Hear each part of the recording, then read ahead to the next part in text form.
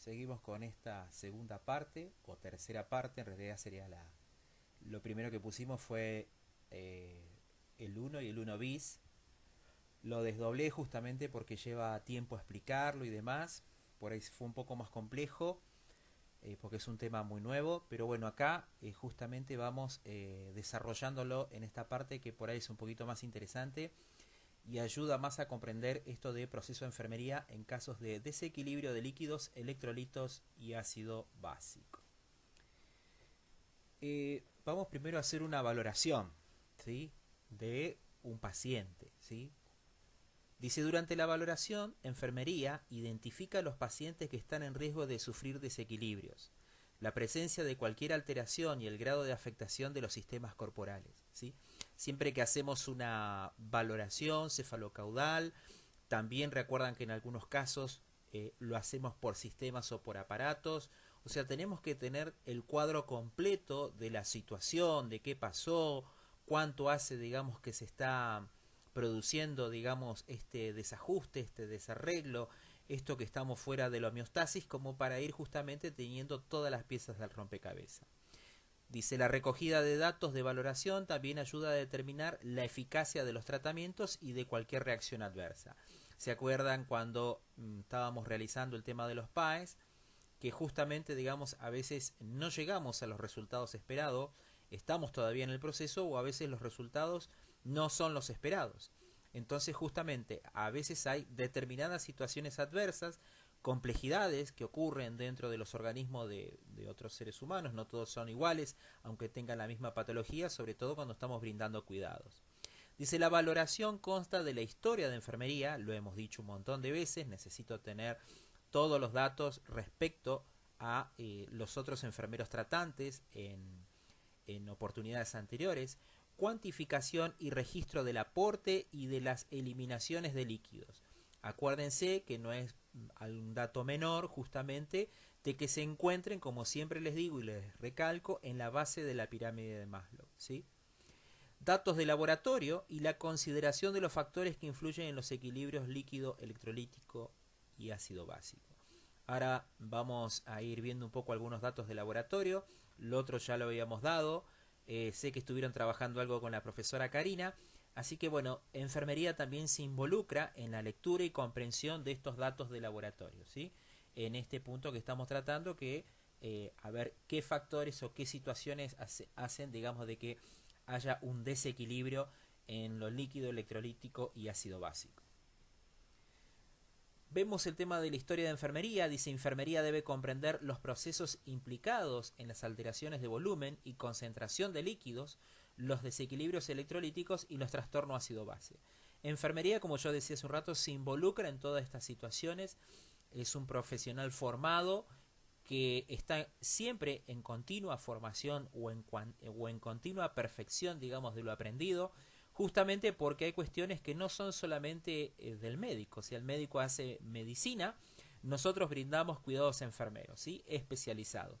Por eso después de este terciario ustedes tienen que hacer la licenciatura, la especialidad, el magíster, doctorado, etcétera, ¿sí? Esto no termina acá. Pero bueno, el nivel, como siempre lo charlamos, se lo da cada uno, ¿sí?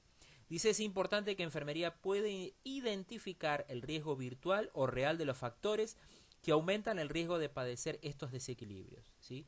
Ahora después vamos a ver algunos recuadros, algunas filminas. Siempre se tienen que estar ayudando igualmente con la bibliografía que tienen, tanto física o digitalizada. Dice que incluyen las enfermedades, los tratamientos, farmacológicos o no, y las modificaciones de la dieta que también pueden alterar dichos equilibrios. Exactamente, ¿sí? Somos lo que comemos, determinados elementos, como ya vimos en los principios básicos de nutrición, modifican, digamos, estos equilibrios, ¿sí?, dentro de lo que corresponde a lo electrolítico. Lo modifica a favor o lo modifica en contra. Vamos a factores de riesgo para las alteraciones del equilibrio de líquidos, electrolitos y ácido básico. La edad, ¿sí? Dice muy joven, muy anciano. Es verdad. Cuando tenemos justamente pacientes muy jóvenes, que no es lo que vamos a ver ahora en primer año, lo van a ver en años posteriores, son personas, digamos, que están en riesgo muchas veces cuando tienen una diarrea, cuando tienen una deshidratación, o inclusive cuando son niños, ¿sí? Yo le estoy colocando un plan de hidratación parenteral y se me pasa más rápido o mayor volumen, digamos, de lo que estaba indicado por el médico. Bueno, eso trae toda una serie de complicaciones, ¿sí? Tanto sea por más o por menos. Pero bueno, el que es muy joven, como pone acá, justamente muchas veces, a veces hay que valorar estado de conciencia y demás, pero a veces no se puede expresar porque es un niño, un neonato. Y en los ancianos, a veces, indistintamente de algunas enfermedades previas o subyacentes, como puede ser una ACV, Alzheimer, etcétera, justamente ellos, por un proceso propio de envejecimiento, son propensos a que ocurran desarreglos, ¿sí? Enfermedades crónicas, sí, claro, el cáncer, patología cardiovascular, como la insuficiencia cardíaca congestiva, patología endocrina, como la enfermedad de Cushing y la diabetes mellitus, malnutrición, EPOC, patología renal, como el fracaso progresivo, disminución del nivel de conciencia. Enfermedades crónicas, sí, el cáncer muchas veces produce este tipo, hay veces que es lo que la gente llama o comúnmente define como un cáncer fulminante, digamos que tiene un comienzo rápido y un desenlace rápido sobre la vida del sujeto. Patologías cardiovasculares, ¿sí? Como esto, la insuficiencia cardíaca congestiva, es un corazón que justamente va a empezar a desarrollar una cardiomegalia porque, bueno, justamente puede haber una sobrecarga de volumen y demás. Patologías endocrinas, ¿se acuerdan que ya habíamos hablado un poco antes que todo lo que tiene que ver, digamos, con el sistema hormonal está intrínsecamente ligado, digamos, con factores de equilibrio o desequilibrio de líquidos, electrolitos y ácido base, ¿sí? La diabetes, ustedes no sé si vieron, yo creo que sí, la tetralogía justamente de la diabetes, las 4P, ¿sí? Polidipsia, polifagia, poliuria, pérdida abrupta de peso, ¿sí? Generalmente hablamos de diabetes descompensadas y no de diabetes tratadas. Una malnutrición, obviamente, ¿sí? Somos lo que comemos, lo decimos. Las enfermedades pulmonares obstructivas crónicas, los EPOC, justamente hacen, digamos, de que haya un desajuste dentro del estado ácido base puntualmente. Patologías renales, claro, como el fracaso progresivo, como lo que está queriendo decir es que justamente algunas patologías renales, pacientes que están en diálisis o en hemodiálisis o otro tipo de diálisis, como puede ser diálisis peritoneal, pero puntualmente que está habiendo, digamos, una falla renal. Bueno, justamente al haber una alteración, digamos, en la eliminación, justamente va a traer otro tipo de consecuencias. No se pueden eliminar adecuadamente, perdón, los solutos, no se pueden eliminar los líquidos de la manera que debería eliminarla el cuerpo. Se precisan muchas veces justamente máquinas que ayuden a hacer el filtrado renal, ¿sí? El filtrado de la sangre, porque estos están fracasando. Disminución del nivel de conciencia, sí, tal cual. Muchas veces esto, ¿sí? Al no estar, digamos, al estar una persona soporosa, al haber sufrido algún tipo de ACV, hemorrágico o isquémico, justamente hay un nivel de conciencia, digamos, de distancia no vigil, que justamente hace que la persona o no tome agua, se deshidrate, no coma lo que tiene que comer, no puede estar consciente de una dieta equilibrada. También hablamos de traumatismos. Sí, justamente dice lesiones de aplastamiento, todo lo que tiene que ver con complicación de partes blandas, trae toda una serie, digamos, de alteraciones electrolíticas, ¿sí? Traumatismos craneales, también, ¿por qué? Porque justo dentro de lo que tiene que ver el sistema nervioso central, al estar alterado, al estar edematizado, porque hay hemorragias, porque hay masas ocupantes o lo que sea, justamente, digamos, me va a traer toda una serie de complicaciones porque va a hacer que el sujeto esté fuera de la homeostasis.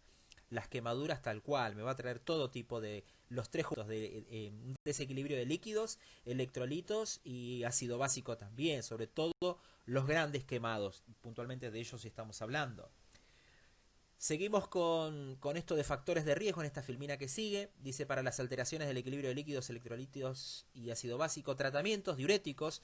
Hay muchas veces, digamos, justamente que se utilizan diuréticos, pero no se actualizan, ¿sí? Antes habíamos visto, creo que en el PowerPoint anterior habíamos hablado de que algunos diuréticos son, digamos, eliminadores de potasio y otros justamente hacen de que la persona elimine agua, ¿sí?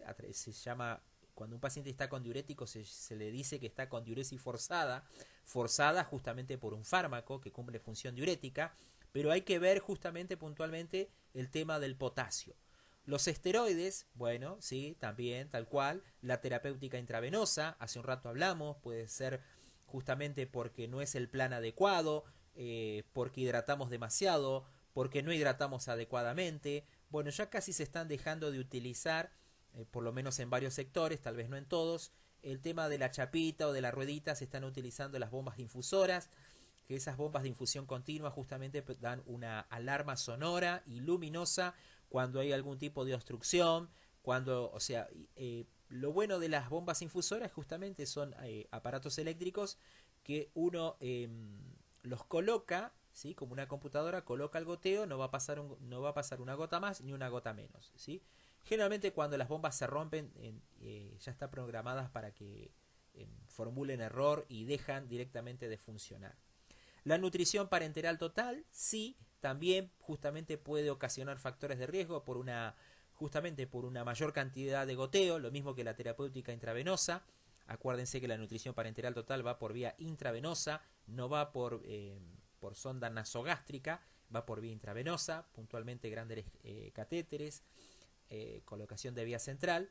Bueno, a veces justamente en algunos pacientes puede ser, digamos, de que están seccionadas. Generalmente la bolsa de nutrición parenteral viene dividida en 3 celdas y muchos pacientes, por ejemplo, a veces no ameritan, digamos, el consumo de lípidos, o sea que esa celda donde están los lípidos no se abre, ¿sí? Sí se colocan los aminoácidos, sí se colocan, digamos, el resto de los nutrientes que va a necesitar el paciente en su terapéutica, en su nutrición y en su alimentación por vía intravenosa, pero a veces el no colocarlos adecuadamente me va a traer serios trastornos líquidos, electrolíticos y ácido básico. ¿Pérdidas gastrointestinales? Sí.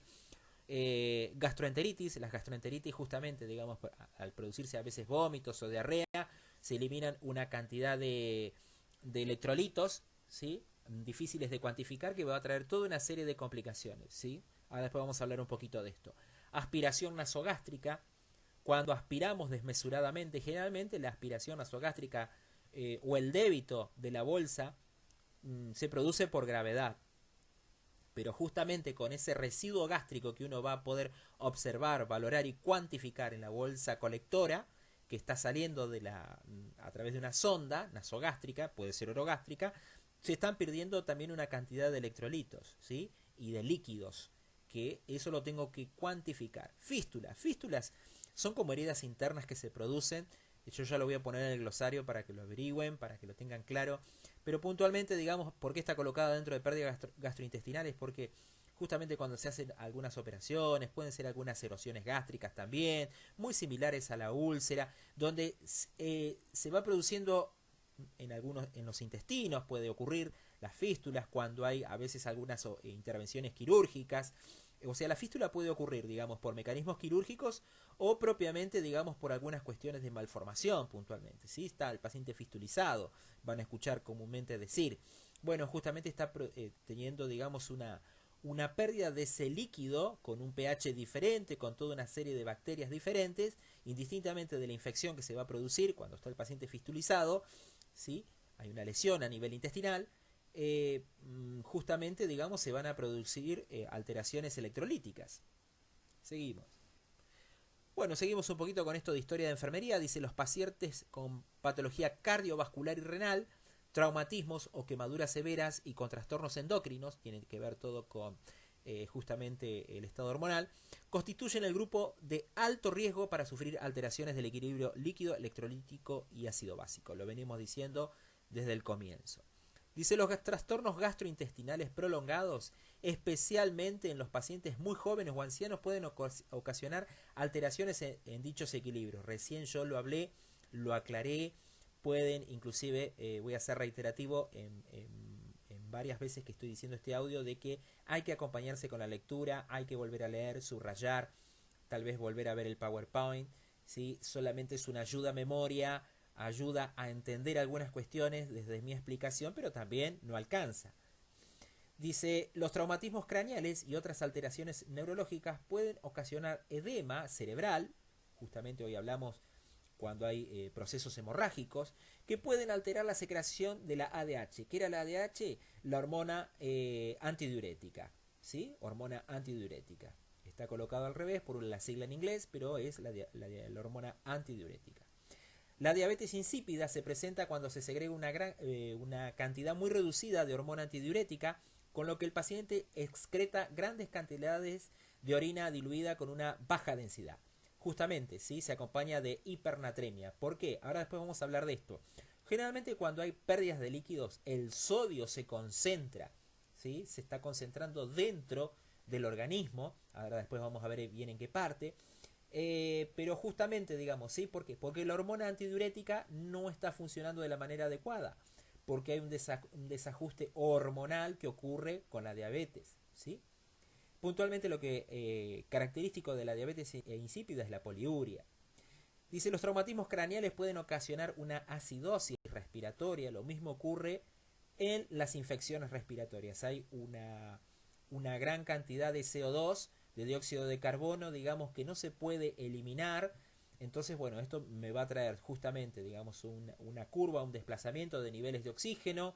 Me va a modificar o va a intentar en una primera etapa, digamos, los sistemas, los tampones, ¿sí? Los buffer, que se acuerdan que eran 3, pero puntualmente ahora vamos a incurrir, digamos, dentro de lo que tiene que ver con lo biológico.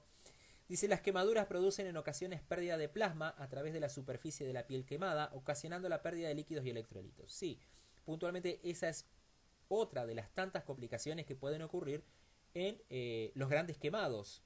¿Sí? Justamente, no solamente una infección a los que ellos son muy propensos, sino la gran cantidad de pérdida de líquidos y electrolitos que se producen a través del exudado al estar faltando algunas capas de la piel. Algunos diuréticos provocan el aumento de la excreción de agua, también pueden ser ahorradores de potasio, lo que hace un rato hablábamos, como el caso de la espironolactona o perdedores, como la furosemida. Uno elimina agua, o sea, los diuréticos eliminan agua, pero uno ahorra potasio y el otro hace que conjuntamente con la eliminación de agua también se pierda potasio. Cabe recordar que los niveles de potasio son muy estrechos, ya lo habíamos leído, ¿sí? Entonces, mínimas desviaciones o grandes cantidades, digamos, de eliminación de él muchas veces van acompañados de pérdida de potasio, con todas las complicaciones que con eso conlleva. Dice, la existencia de una fístula intestinal o una diarrea también ocasionan la pérdida de potasio. Exactamente. ¿Algunos fármacos y el alcohol pueden producir depresión respiratoria? Sí, tal cual. Lo que ocasiona acidosis respiratoria o alcalosis. Generalmente acidosis, acuérdense, es cuando es un pH más bajo de 7,35 y alcalosis cuando supera los 7,45. Muy bien, seguimos. Vamos un poco a exploración física. Dice, dado que las modificaciones de los equilibrios líquido, electrolítico y ácido básico, afectan a casi todos los sistemas, enfermería debe identificar cualquier alteración durante la exploración física. Alguna exploración física, cefalocaudal puede ser, pero puntualmente, digamos, yo tengo que estar atento en el caso de que el paciente esté vigil, qué es lo que está pasando, ¿sí? Por eso todo esto que ustedes están aprendiendo ahora ayudan a tener, como dije hace un rato, de manera metafórica, de tener mayores piezas en el rompecabezas para ver qué es lo que está pasando. No solamente enfocarse en una sola cosa, en una sola situación, sino también en qué es lo que el paciente manifiesta, el familiar me ayuda, cuánto hace que empezó con los síntomas, cómo empezaron. Bueno, entonces ahí yo voy armando un diagnóstico. Empezamos o repasamos esto de acidosis respiratoria que habíamos visto en el material enviado anteriormente.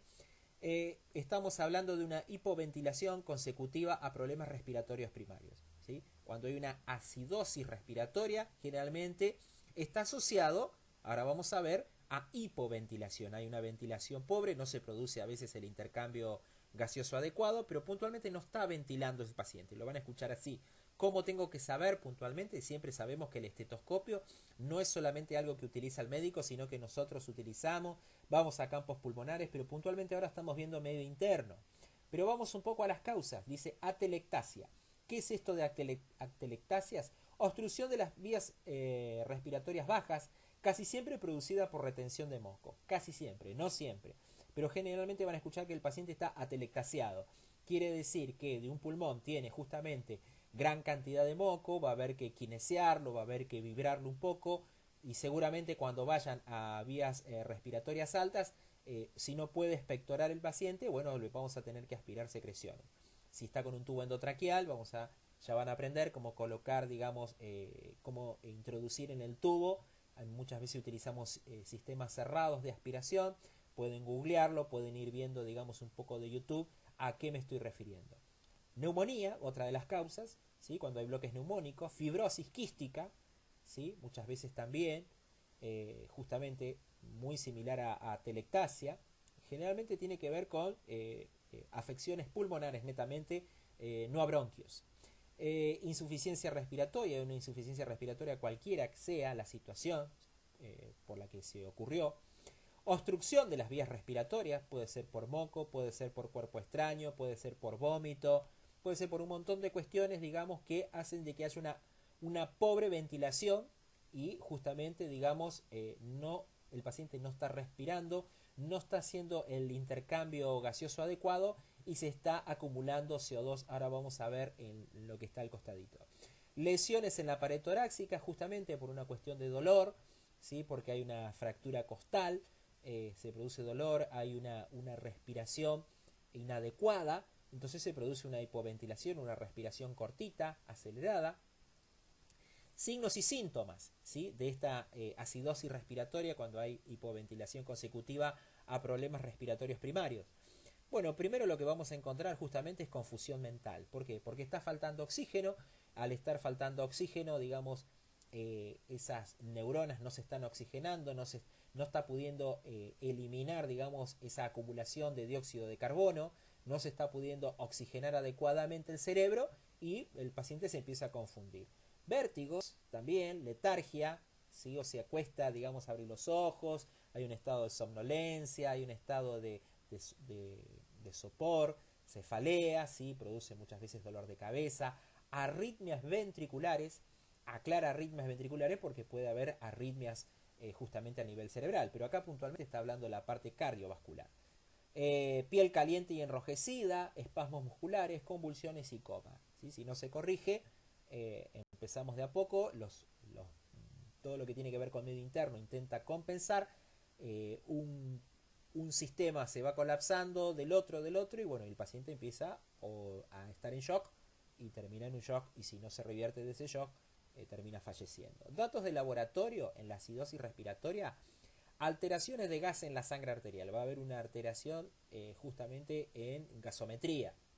pH menos de 7,35, siempre que hay acidosis estamos hablando de un pH bajo. Presión parcial de dióxido de carbono en sangre arterial, ahí está la sigla, la P mayúscula, la A minúscula, CO2, ¿sí? Mayor a 45 milímetros de mercurio, justamente está viendo está sobrepasando los límites, digamos, del estándar de dióxido de carbono a nivel de presión en sangre arterial. Presión parcial de oxígeno, y sí, justamente va a estar baja, ¿sí? Menor a 80 milímetros de mercurio. No está bien oxigenado justamente este paciente. Puntualmente acuérdense que esta no es una venopunción, sino lo que se puncia es una arteria. No lo hacemos nosotros, lo hace el médico, y hay que justamente rápidamente mandar a laboratorio. Ni la gente de laboratorio lo hace. A veces lo hacen ellos, o por ahí lo podemos hacer nosotros, pero corremos con un cierto riesgo porque no nos avala la ley cuando llega a haber algunas complicaciones. ¿Qué complicaciones puede haber con la gasometría? Bueno, justamente como se punzan arterias, bueno, a veces se producen hematomas, digamos, internos, sobre todo genera graves complicaciones cuando tenemos pacientes anticoagulados. Entonces es una práctica médica, ¿sí? Nosotros tocamos venas, arterias toca el médico. Y nivel de bicarbonato normal, dice, si no está compensada o mayor a 26 miliequivalentes litros, esto sí está compensada. Acuérdense los valores normales justamente de bicarbonato, ¿sí? Bicarbonato, digamos, como máximo podemos llegar a decir el 26 miliequivalentes por litro, perdón. Estaba un poquito distraído, perdón. Ahora vamos a seguir hablando de estos valores. Seguimos justamente con acidosis respiratoria. Habla de una hipoventilación, volvemos a lo mismo, está como subtítulo, producida por factores ajenos al sistema respiratorio, causas sobredosis de fármacos depresor respiratorio. Determinados analgésicos o pseudoanalgesias producen justamente una depresión respiratoria central. Por lo tanto, es muy importante que yo tenga en cuenta muchas veces en determinados pacientes todo lo que tiene que ver con infusiones intravenosas. No es que solamente está pasando el suero, ¿sí?, el plan de hidratación, sino que están pasando otros fármacos, como pueden ser varios analgésicos, sobre todo algunos que son opioides o derivados del opio, que utilizamos muy bien, fentanilo, renifentanilo, etcétera, que justamente producen un gran efecto, digamos, analgésico, pero tengo que tener extremo cuidado porque son depresores respiratorios y puedo hacer llegar al paciente a un paro cardiorrespiratorio, ¿sí? Deja de respirar, deja de funcionar su corazón. Parálisis de los músculos respiratorios causados por alteraciones neurológicas diversas, como puede ocurrir, digamos, con, por ejemplo, se me ocurre Guillain-Barré, que es una enfermedad degenerativa y progresiva que va atrofiando los músculos puntualmente, o entre ellos los músculos respiratorios. El hecho de ser músculos en sí mismos justamente hacen de que haya una incapacidad dentro de lo que tiene que ver con la expansión no solamente pulmonar, sino torácica y demás. Lesiones cerebrales, ya lo habíamos hablado, justamente distintos tipos de lesiones, desde un trauma, una operación, un catéter, lo que sea, todo lo que tiene que ver con, muchas veces, si bien lo coloca el neurocirujano, para medir PIC, que es presión intracraneal, a veces se moviliza, ¿sí? O sea, produce algunas alteraciones. Es compleja la situación, pero bueno, yo tengo que ir valorando todo, tengo que tener una cosmovisión de la situación, a ver qué es lo que está pasando, que este paciente está en acidosis respiratoria. La obesidad, sobre todo aquellos obesos que tienen un abdomen muy globoso o la denominada obesidad mórbida, esos pacientes no toleran muy bien el decúbito, generalmente ellos descansan en una posición de semi-Fowler. Estoy hablando sobre todo en aquellos pacientes que tienen ese tipo de obesidad. Signos y síntomas, bueno, igual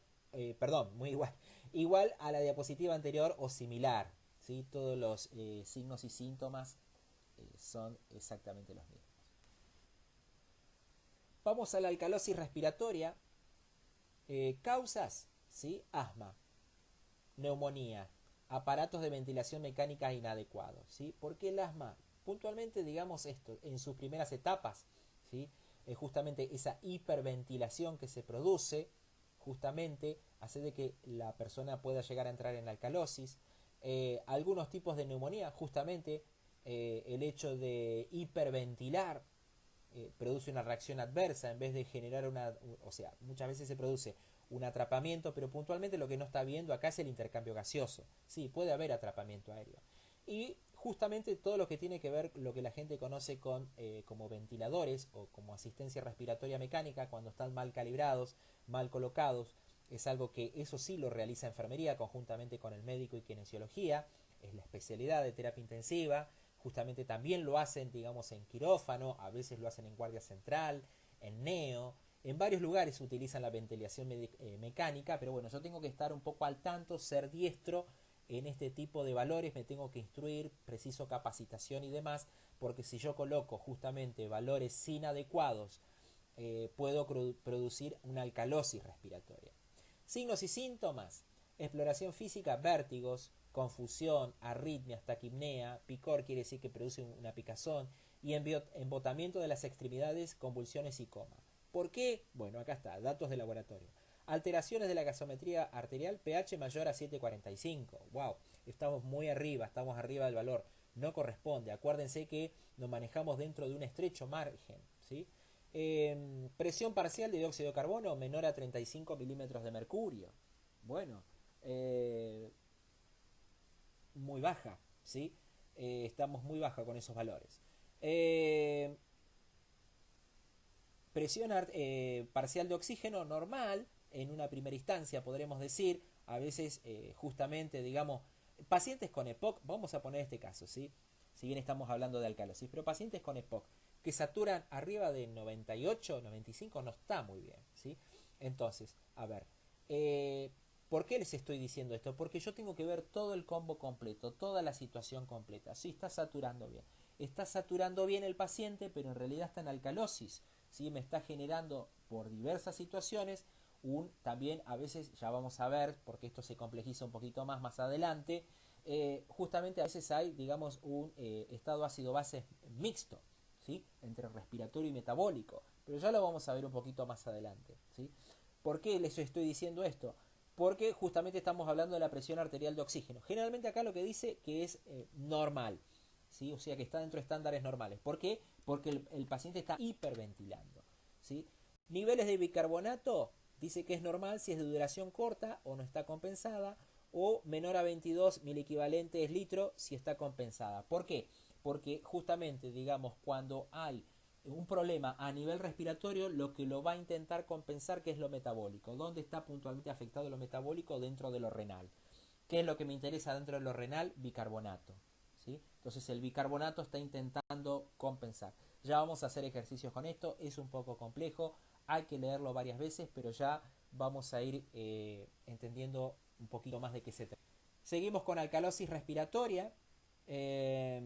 Vamos con otras causas: ansiedad, estados hipermetabólicos, trastornos del sistema nervioso central, lesiones cefálicas, infecciones, sobredosis de salicílicos. Signos y síntomas, bueno, muy similar a la diapositiva anterior, esto. Igual o similar es lo que puse porque es lo que trae la bibliografía, ¿sí? Cuando una persona está muy ansiosa, ¿qué hace? Hiperventila, ¿sí? Sin darse cuenta, a nivel justamente sistema nervioso central, no lo puede manejar, tiene que ver con la ansiedad, generalmente está acompañado también de taquicardia, puede estar acompañado de aforesis, o sea, todos los signos, acuérdense, esto, voy a terminar la oración primero, todos los signos van a estar alterados. Cuando está alterado un signo vital, tiene que estar alterado alguno que otro. Si no, no va a corresponder. Por supuesto que si es un paciente con ansiedad va a estar taquipneico, también va a estar taquicárdico. Generalmente, o lo ideal, o lo normal sería que esté un poquito diaforético, tal vez no visible, pero puede presentar sudoración donde, en pliegues inguinales y pliegues axilares, seguro. Si no estuviera así, me está hablando de otro problema, como puede llegar a ser una hidratación escasa, ¿sí? No está hidratado adecuadamente. Pero bueno, no me quiero meter ahí. Estados hipermetabólicos, ¿sí? Justamente hay un metabolismo muy elevado y hace que la persona hiperventile. Bueno, justamente a esto se refiere, ¿sí? Trastorno del sistema nervioso central, ¿sí? Otro tipo de, o sea, lesiones, inclusive traumatismos, ¿sí? Puede deprimir o puede aumentar, digamos, toda la parte respiratoria, ¿sí? Sale de la homeostasis. Acidosis metabólica, habla de intervalo aniónico aumentado, causas, inanición. Acá justamente cuando estamos hablando de acidosis metabólica estamos hablando puntualmente del bicarbonato, puntualmente digamos de riñón y demás. Inanición, cetoacidosis diabética, insuficiencia renal, acidosis láctica, cuando hay mucha acumulación justamente de ácido láctico. Empleos de fármacos como metanol, etanol, ácido fórmico, paraldehído, aspirina. Muy bien, ¿sí? Signos y síntomas, bueno, letargia. En la acidosis justamente hay que ver en qué punto estamos o cuánto está compensando ese organismo, ¿sí? Entonces, letargia, confusión mental, arritmias, puntualmente cardíacas, taquipnea con respiraciones profundas, porque justamente hay una acidosis metabólica, entonces lo que está intentando compensar justamente, digamos, es bicarbonato y demás. Entonces, ahora vamos. Dije, taquipnea con respiraciones profundas, espasmos abdominales, sofocos. Datos de laboratorio, bueno, va a haber una alteración de gases en sangre arterial. Como estamos en acidosis, ¿cómo va a estar el pH? Va a estar bajo, de menos de 7,35. Presión arterial de dióxido de carbono puede estar normal, ¿sí? O puede estar aumentada, ¿sí? Presión arterial de oxígeno en sangre, normal o aumentada, dice con respiraciones rápidas, profundas, y nivel de carbonato menor a 22 miliequivalentes litro. ¿Sí? Puntualmente cuando hablamos de acidosis metabólica, una de las cuestiones que más yo tengo que ver es justamente, digamos, cómo están los valores de bicarbonato. Muy bien. Seguimos. Intervalo aniónico normal, causas, acidosis tubular renal, diarrea. puntualmente es esto, ¿sí? Todo lo que tiene que ver justamente con acidosis tubular. ¿Qué estamos hablando de acidosis tubular? Estamos hablando dentro de los túbulos contorneados proximales, todo lo que tiene que ver con fisiología y anatomía propia, digamos, de toda la parte renal en sí misma. No se están produciendo justamente los intercambios aniónicos de iones y cationes. Entonces, bueno, está produciéndose eh, una acumulación de ácidos no volátiles, ¿sí? Eso más o menos está hablando un poco de acidosis puntualmente dentro de ese espacio, ¿sí? La diarrea también puede ocasionar, justamente, ¿sí? Se excretan gran cantidad de agua, pero no se está produciendo la eliminación de los solutos. Signos y síntomas muy similar al anterior. Muy bien, seguimos con con alcalosis metabólica. Vamos a la parte de causas, vómitos excesivos. ¿Por qué produce alcalosis metabólica los vómitos excesivos o puede producir? Justamente, digamos, porque se eliminan las grandes cantidades de ácido, ¿sí? Se concentra o intenta compensar también de alguna manera el bicarbonato que está, o sea que empieza a subir, digamos.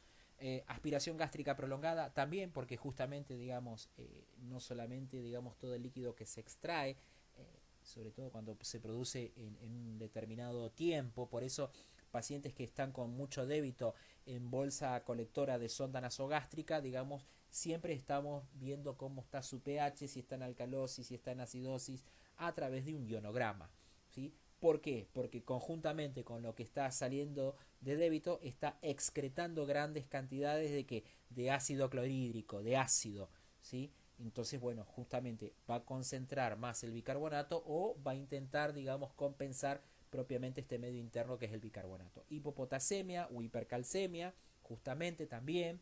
Exceso de aldosterona pueden producir estas causas, ¿sí? La alcalosis metabólica. Uso de medicamentos, esteroides, bicarbonatos sódicos, diuréticos. ¿Por qué justamente el bicarbonato sódico? Bueno, personas que muchas veces tienen gastritis o erosiones o pirosis gástricas en sí mismo, consumen, digamos, a veces bicarbonatos en forma farmacológica efervescente que alcaliniza de alguna manera todo el sistema, ¿sí? Entonces, cuando uno hace abuso de este fármaco de bicarbonatos, porque hay una pirosis, ¿sí? Justamente esa neutralidad que produce el bicarbonato cuando uno lo ingiere de manera externa también afecta y cambia todo lo que tiene que ver con medio interno a través de distintos métodos de absorción. Signos y síntomas, bueno, en la exploración física vamos a encontrar vértigos, arritmias, embotamientos y hormigueos en los dedos de las manos y de los pies, alrededor de la boca, calambres musculares y tetanio, va a haber una tetanización. Datos de laboratorio, alteraciones de los gases en sangre, sí, va a haber un pH mayor a 7,45 porque estamos en alcalosis, una presión parcial de dióxido de carbono normal, esto si no está compensada, o mayor a 45 milímetros de mercurio si lo está, ¿sí? ¿Por qué? Porque justamente al estar en alcalosis, digamos, lo que va a intentar compensar son los niveles de dióxido de carbono, ¿sí? Y cifras de bicarbonato, bueno, justamente como estamos en alcalosis va a haber una gran cantidad o va a intentar, digamos, compensar el bicarbonato, o sea que va a haber cifras por encima de los 20 equivalentes litros. Muy bien. Muy bien. Seguimos con trastorno de los líquidos. Vamos a ver un poco de déficit de volumen de líquidos. Causas. Bueno, pérdidas gastrointestinales como las producidas por diarreas o vómitos o a través de fístulas o tubos. Pérdidas de plasma o de sangre entera, como ocurre en las quemaduras o en las hemorragias. ¿Sí? Se está perdiendo todo el componente, digamos, sanguíneo propiamente. Transpiración excesiva, fiebre cuando hay una diaforesis profunda y profusa. ¿Sí? Se está perdiendo gran cantidad de líquidos. Disminución de la ingesta oral de líquidos, o sea, no se está ingiriendo el requerimiento que necesita el organismo.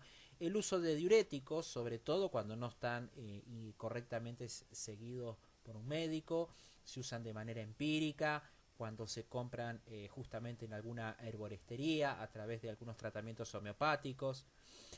Signos y síntomas, bueno, dentro de la exploración física lo que vamos a encontrar es la hipotensión postural, justamente todo lo que tiene que ver, ¿se acuerdan cuando vimos diferenciación ortostática?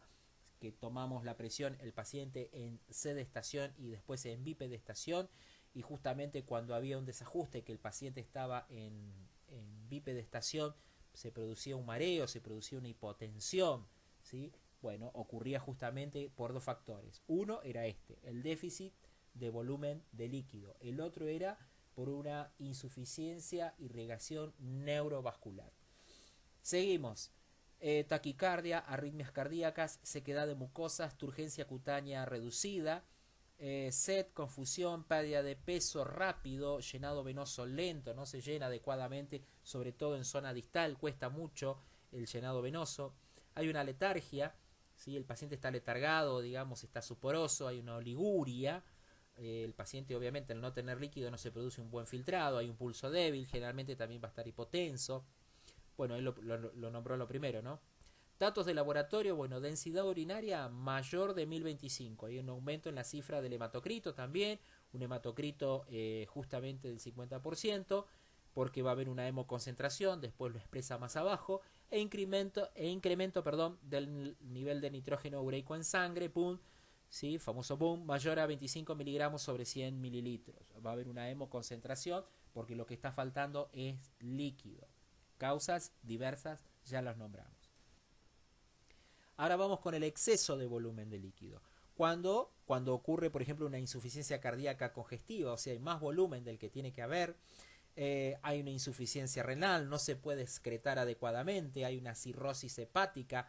La cirrosis hepática, justamente, digamos, hay gran cantidad de líquido acítico en diversos compartimientos, puntualmente en zona abdominal. Muchas veces hay que hacer paracentesis, punciones a nivel abdominal para sacar ese líquido.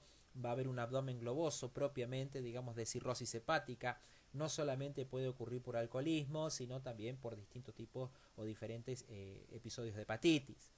Aumento de niveles séricos de aldosterona y esteroide también justamente pueden producir un exceso de volumen de líquido. Ingestión o administración excesiva de sodio. Cuando hay mucho sodio, bueno, el organismo intenta mejorar esta situación con grandes cantidades de volumen. No se está pudiendo excretar el sodio porque hay alguna complicación, tampoco se va a poder excretar el volumen. Signos y síntomas, bueno, aumento rápido de peso, va a haber un edema, especialmente en zonas de declive, abajo de los brazos, cuando el paciente yo lo coloco en determinadas posiciones, en la parte de abajo, digamos, en la parte inferior, vuelvo a decir, de los brazos, a veces de las piernas, ahí van a notar como pequeñas bolsas de agua, ¿sí? Literales, que justamente habla, digamos, de que hay un exceso de volumen de líquido. Esto es muy malo para el paciente. Genera hipertensión, obviamente, porque está sobrecargado todo el sistema cardiovascular. Puede haber una poliuria, si los mecanismos renales son normales, dice, claro, si no, no se va a poder excretar, pero está viendo OIMA, porque si justamente, digamos, hay una poliuria, no debería haber ese exceso de volumen de líquido. Ingurgitación de venas del cuello, porque justamente hay una sobrecarga cardiovascular, aumento de presión venosa, estretores crepitantes en pulmón. Muchas veces se llenan de agua los pulmones, en edemas pulmonares, con todas las complicaciones respiratorias ya mencionadas. Datos del laboratorio, bueno, va a haber una disminución de la cifra del hematocrito, menos de 38%, ¿sí? Acá va a haber una hemodilución, como más abajo lo expresa, y descensos del nivel del boom, del nitrógeno ureico, menos de 10 miligramos sobre 100 mililitros, ¿sí? Seguimos. Muy bien, seguimos con esto que sigue. Desequilibrio hiperosmolar. Puntualmente ocurre justamente cuando hay una diabetes insípida, interrupción de los mecanismos de transmisión neurológica de la sed, cuando hay cuerpos cetónicos, ¿sí? Una cetoacidosis diabética, cuando hay una diuresis osmótica, administración de líquidos parenterales hipertónicos o preparados de alimentación por sonda. ¿Qué es lo que vamos a encontrar? Bueno, justamente mucosas secas y viscosas, piel enrojecida y seca, hipertermia, va a haber una elevación justamente de la temperatura, muchas veces, digamos, porque está faltando líquido, irritabilidad, convulsiones y puede llegar hasta el coma. Datos de laboratorio, bueno, justamente va a haber una hipernatremia mayor a 145 miliquivalentes litros. Justamente cuando está faltando líquido sube, este es un dato no menor a tener en cuenta, cuando está faltando justamente el líquido a subir el sodio, ¿sí? Hay un aumento de la osmolaridad sérica, ¿sí? Mayor a 295 miliosmoles sobre kilo. Muy bien. Desequilibrio hipoosmolar. Cuando hay un síndrome de secreción inadecuada de hormona antidiurética, hay un exceso de ingestión de agua. ¿Qué es lo que vamos a encontrar? Bueno, disminución del nivel de conciencia, convulsiones, coma. Va a haber una hiponatremia porque hay mayor cantidad de líquido del que debería haber, ¿sí? Niveles de sodio van a ser menos de 135 miliequivalentes litro, ¿sí? Cuando lo normal más o menos son de 135 a 145, y disminución de la osmolalidad sérica, menos de 200 miliosmoles sobre kilo. Muy bien. Cuantificación del aporte y la eliminación de líquidos. Dice, la cuantificación y el registro del aporte y de la eliminación total de líquidos a lo largo de 24 horas ayudan a completar el conjunto de datos sobre el equilibrio líquido y electrolítico. Exactamente, ¿sí? Tengo que cuantificar y dejar anotado, digamos, cuando vacío las bolsas colectoras de diuresis, los drenajes, las ondas nasogástricas y todo lo que muchas veces ingresan los pacientes. A veces no se hace de una manera tan estricta como se hace en las áreas críticas, terapia neo, UTI pediátrica, quirófano, a veces en algunas instancias en guardia central, pero en cirugía sí se hace, en determinados pacientes también se hace dentro de lo que corresponde a clínica médica, dentro de lo que tiene que ver, digamos, con múltiples tratamientos, porque puntualmente dentro de clínica médica en el hospital justamente hay pacientes inclusive internados de nefro, de cardio, entonces es importante a veces hacer lo más estrictamente un balance para saber cuánto ingresó y cuánto egresó. Muy bien. Datos de laboratorio. Los análisis de laboratorio se efectúan para obtener datos objetivos adicionales sobre el equilibrio líquido electrolítico y ácido básico. Tengo que tener todos esos datos, ¿sí? Conjuntamente con la exploración hacia el paciente o del paciente, tengo que tener estos datos complementarios que me van a ayudar a hacer un diagnóstico.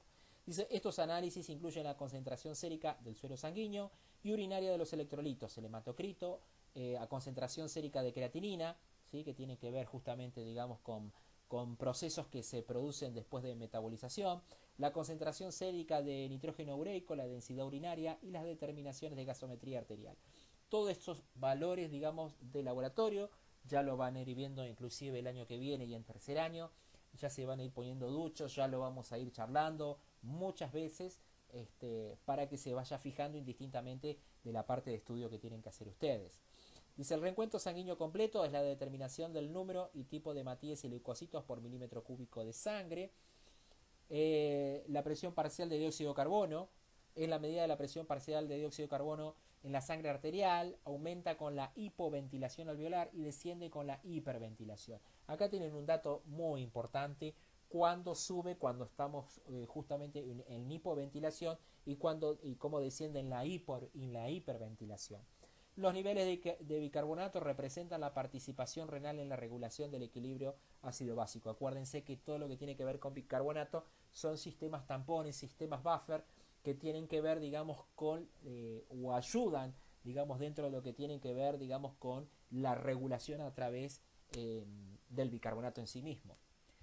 Dice, datos de laboratorio en las alteraciones de equilibrio de líquidos. Bueno, el mismo título, líquidos y electrolitos, alteraciones en las concentraciones de sodio, potasio, magnesio, perdón, calcio, fosfatos, cloruro y bicarbonato, tiene que ver con contenidos venosos de dióxido de carbono, aumento del hematocrito, el nitrógeno ureico, sodio y osmolaridad séricos relacionados con la pérdida del líquido extracelular o aumento de solutos, cuando se produce justamente el aumento de los hematocritos, el boom sodio y osmolaridad séricos.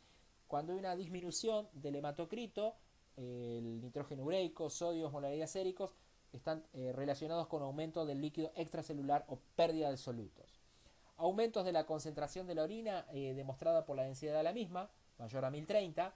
Orina diluida demostrada por la densidad cuando es menor a 1012. ¿Sí? Ahí, digamos, estamos por debajo de los niveles adecuados. ¿Qué es lo que pasa? Bueno, ocurre toda una serie de factores, justamente porque tiene que ver con densidad, con y demás, para que no haya, digamos, una traslocación bacteriana. ¿Sí? Entonces, cuando justamente cada lugar tiene un pH, cada lugar, digamos, tiene situaciones de acidosis y de alcalosis que donde se desafectan, no solamente trae complejidades a nivel orgánico general, sino a nivel sistémico, en determinados sistemas, ¿sí? Donde se modifican, bueno, hay una mayor proliferación bacteriana, hay una anulación de la flora normal transitoria en ese lugar, que tiene que estar justamente para evitar, digamos, el avance de situaciones o de agentes extraños que pueden llegar a producir enfermedades. Alcalosis metabólica, bueno, tiene que haber un pH superior a 7,45, una presión parcial de dióxido de carbono normal o mayor a 45 milímetros de mercurio, ¿sí? Estamos hablando de alcalosis metabólica, si existe compensación pulmonar, ¿sí? Si no, los valores pueden llegar a ser otros.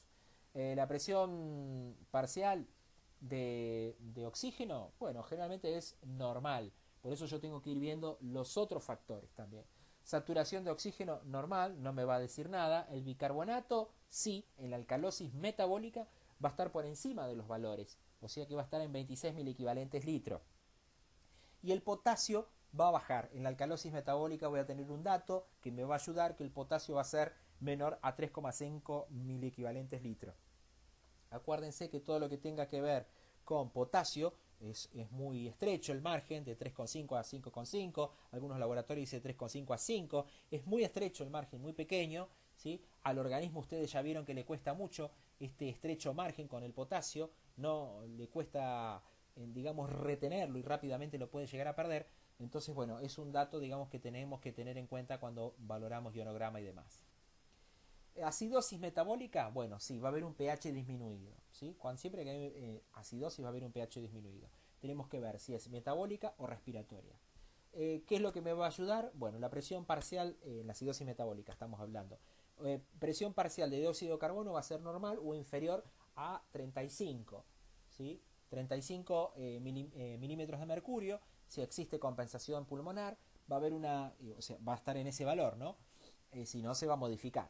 La presión parcial de oxígeno va a ser normal, la saturación normal, el bicarbonato va a ser menor, ¿sí? Menor a 22, va a estar muy abajo. Estamos hablando puntualmente de algo que tiene que ver o afecta a la zona renal. Potasio mayor, fíjense, acá por ahí puede llegar a producir esto, tengo que ver todo el conjunto, ¿sí? Puede haber un potasio mayor a 5,3 o un potasio menor a 3,5. ¿Por qué? Porque justamente después vamos a ver un poco más adelante, tal vez lo estuvieron viendo con otra materia, cuando hay, digamos, estados ácido-básicos mixtos, ¿sí? Es un poquito más complejo de entender, ya lo vamos a ir viendo, se los dije hace un rato, vamos de a poco, estamos viendo algunas generales nada más. Alcalosis respiratoria, bueno, pH por encima, ¿sí? 7,45. Presión parcial de dióxido de carbono, como hay una gran cantidad, digamos, de oxígeno, el dióxido de carbono va a ser menor. ¿Sí? Va a ser menor a cuánto? A 35 milímetros de mercurio. Va a haber una presión parcial de oxígeno en sangre normal. ¿Qué tipo de sangre? ¿Venosa o arterial? Arterial. ¿Sí? Una saturación normal, ¿sí? Y un bicarbonato normal en la alcalosis respiratoria. Pero el potasio acá va a ser menor a 3,5 mil equivalentes. En la acidosis respiratoria, bueno, volvemos a lo mismo, va a haber un pH inferior a 7,35, presión parcial de dióxido de carbono mayor a 45 milímetros de mercurio, la presión parcial de oxígeno normal o menor a 80 milímetros de mercurio en función de la causa de la acidosis. Está viendo una acidosis respiratoria, o sea que acá los niveles de oxígeno van a ser bajos. Saturación normal o menor a 95 en función de la gravedad de la acidosis. Siempre que hay justamente una acidosis respiratoria, ¿sí? La parte renal la está intentando compensar. Lo está intentando compensar, está interviniendo el bicarbonato. Acá justamente habla de que el bicarbonato normal en la acidosis respiratoria precoz va a estar más elevado. ¿Por qué? Porque está justamente intentando compensar, se está liberando mayor cantidad de bicarbonato. Se están, acá como dice, ¿sí? Están compensándolo los riñones. El potasio va a ser mayor a 5,3. En la acidosis respiratoria vamos a tener